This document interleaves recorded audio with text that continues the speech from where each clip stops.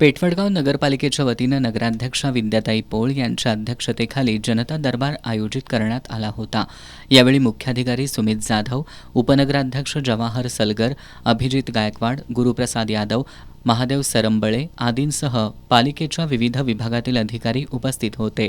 या दरबारात नागरिकांनी प्रामुख्यानं घंटागाडीच्या अनियमित फेऱ्या, पाणीपुरवठ्यातील अनियमितता, सार्वजनिक स्वच्छता, खराब रस्ते, तुंबलेली गटारं, पथदिव्यांची सोय आणि मालमत्ता करासंबंधी असलेल्या अडचणी मांडल्या।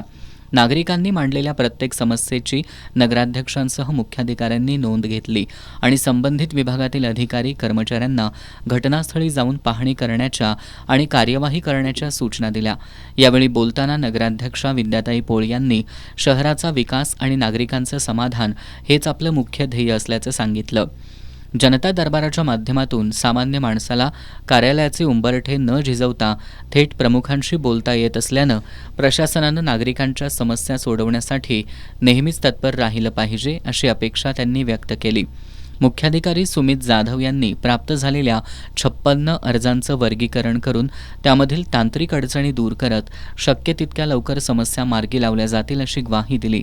यावेळी निवास धनवडे, विशाल वडगावे, मिलिंद सनदी, सुषमा पाटील, कल्पना भोसले, धनश्री पोळ, वर्षा पोवार, रुपाली माने, नीला जाधव, सुरेखा अनुसे, शीतल कोळी, अभिजित कदम आदी उपस्थित होते।